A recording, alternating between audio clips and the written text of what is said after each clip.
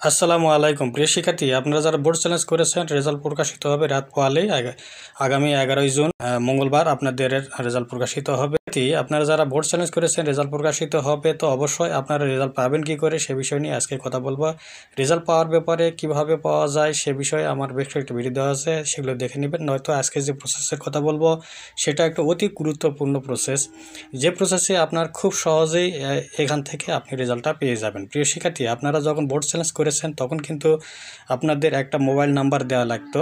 Mobile number আপনারা দিয়েছেন, অবশ্যই সেই মোবাইল নাম্বারটা অবশ্যই আপনারা আগামীকাল অন করে রাখবেন। যে সিমটি দিয়ে আপনারা বোর্ড চ্যালেঞ্জ করেছিলেন সেই নাম্বারটি অবশ্যই আপনারা ফোনে লগ ইন করে রাখবেন, ফোনে তুলে রাখবেন। আর আরেকটা বিষয় নিয়ে সেটা গুরুত্বপূর্ণ, সেটা হলো মোবাইলে এসএমএসের মাধ্যমে আপনাকে রেজাল্টটা কি হলো, পরিবর্তন হলো না কি হলো, রেজাল্টটা আপনার কতখানি পরিবর্তিত হলো সেটা এসএমএসের মাধ্যমে জানিয়ে দেওয়া হবে। প্রিয় শিক্ষার্থী, এসএমএস তখনই আসবে যখন আপনার কিন্তু মোবাইলের ইনবক্সটা খালি থাকবে। ইনবক্সটা যদি কালে পূর্ণ থাকে, মেসেজ আসার কোনো জায়গায় না থাকে, তাহলে কিন্তু আপনি কোনো ক্রমে মেসেজ পাবেন না, অর্থাৎ আপনার মেসেজ আসবে না।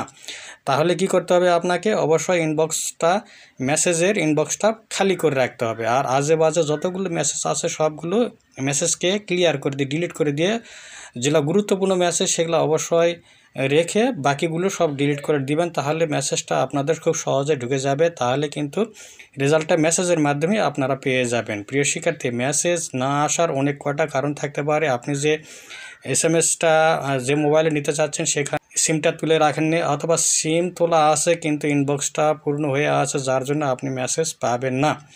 এছাড়াও আমি অ্যাপসের কথা বলেছিলাম কিংবা ঢাকা বোর্ডের সাইটের কথা বলেছিলাম, সেখানে থেকে আপনারা রেজাল্টটা পেয়ে যাবেন। প্রিয় শিক্ষার্থী, রেজাল্ট যাদের পরিবর্তিত হলো তারা অবশ্যই কমেন্টে জানিয়ে দেবেন কার কার রেজাল্ট পরিবর্তিত হলো। রেজাল্ট আপনাদের সকলে প্রত্যাশা মাফিক হোক, অর্থাৎ সকলে A+ পান, এ প্রত্যাশা ব্যক্ত করে সকলে সুস্বাস্থ্য কামনা করে এখানে শেষ